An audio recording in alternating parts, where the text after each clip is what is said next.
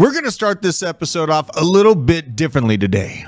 I'm going to tell you a brief story of what I just encountered. Not long ago, I was sitting at a seedy little Irish pub enjoying a beer and a burger when I happened to overhear a local middle-aged man explaining XRP to his fellows. This, of course, piqued my interest, being the crypto lunatic that I am, and I listened to him peddle the XRP maximalist sentiment to his doubtful buddies. My wife and I then launched into our own conversation about the sorely misguided chills and thrills that plague the XRP community. So today, I bring you this heartfelt deep dive to expose the real story behind XRP, to dispel any confusion, all the hype, and lay it out in plain and simple terms. Welcome back to the Blockchain Basement. I'm your host, The Druth. This is your place to build a community, stay based, laugh, and cry when crypto gets unhinged, and hopefully snag some juicy gains along the way as it moons. We are powered by the world's best cold storage, Arculus. This is the most savage crypto cold storage out on the market,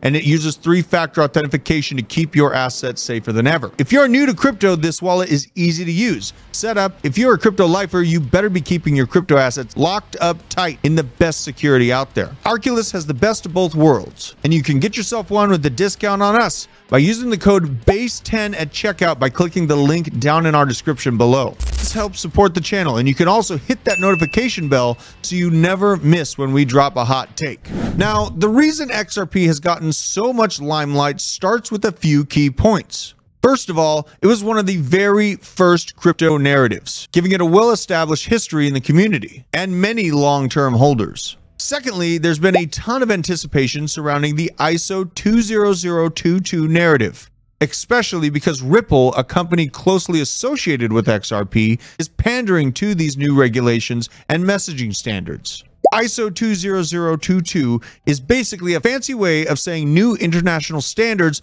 for how electronic transactions will be done between one financial institution to the next.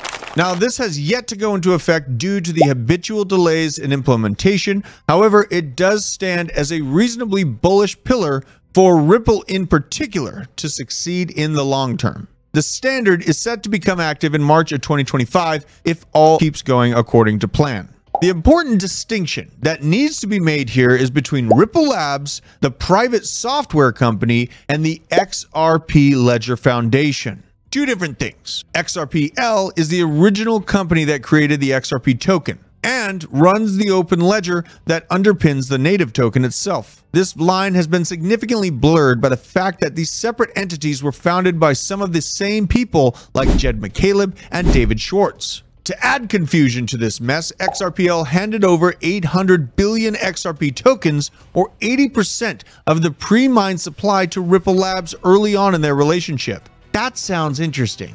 Ripple Labs does not control XRP Ledger, although much of the company's worth is weighted in the XRP token due to its ownership of so much of the supply. What could go wrong?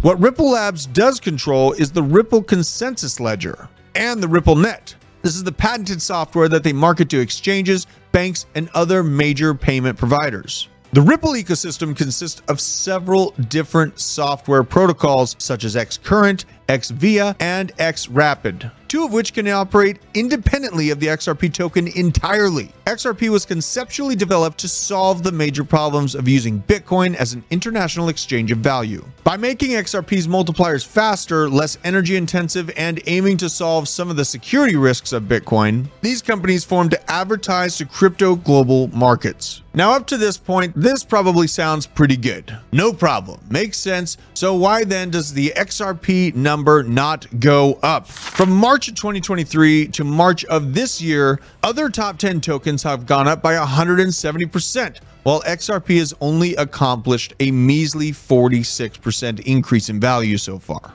This, of course, has been heavily impacted by the SEC lawsuit that targeted Ripple Labs, but overall, the case has ruled in majority favor of Ripple. So why haven't things gone better? Despite these positive headlines and an army of supporters, hundreds of major international partners, XRP's performance has been lackluster still. Without going down the rabbit hole of the entire lawsuit, a much simpler explanation can suffice here. XRP is not a real cryptocurrency in a traditional sense. It is a a bridge currency that only exists as a middleman between the fiat currency exchanges. Basically, TradFi's bitch. When a bank wants to send X amount of dollars to Japan, for example, it uses RippleNet software to convert the dollars to XRP. Wow, so bullish. Oh my God, all in, right? Hold on. And then it's converted into yen almost immediately. While the use of the token facilitates speed and security, it doesn't gain any fundamental value from being transacted with, even in massive amounts. Although tiny fractions of the token are burned 0.00001 XRP, this does essentially nothing to deflate the massive supply. This is a seriously disappointing revelation to most of the XRP army, I know, but I'm here to bring you the truth. It's not the only unattractive factor of investing in a token of this size. The fact that the XRP ledger is technically decentralized comes under intense scrutiny when you discover that not only is the supply centralized, but most of the nodes are as well. The decision-making and power dynamics behind XRP token are bottlenecked by Ripple Labs. So if you've been paying attention here, you should see, although the holding XRP token is not my first choice, there is a clear winner here, and that in itself is Ripple Labs. Unfortunately, Ripple is a privately held company, and their stock is not available to the public. But if this was ever to change, it would seem to me to be a worthwhile investment for my own portfolio on the traditional finance side. This all goes to say that it's crucial to do your own in-depth research before making any major moves in crypto. And all the hype in the world literally doesn't always equal a massive gain. Even with the XRP maxi John Deaton winning the seat in the Senate, massive global adoption, and bullish headlines all over the place, that doesn't equate to a sustainable price growth. I hate to break it to all of you, but you who have been militarized by the XRP narrative, and of course I have been wrong before, but it's certainly not a top pick for me personally this cycle. That's all I have for you in this episode. I hope you take this information, look at it seriously, and do your own research for yourself. Drop me some hate mail in the comments. It's fine. Let it all hang out, folks. I'm here for you. Call me Dr. Drew. Thanks for joining me here on the Blockchain Basement today, and I hope you will consider becoming a member of this channel and supporting us. I'm out here panning for those gold nuggets to keep you on top of your crypto game, and your continued support keeps me at it every single day. Until the next one, Drew out.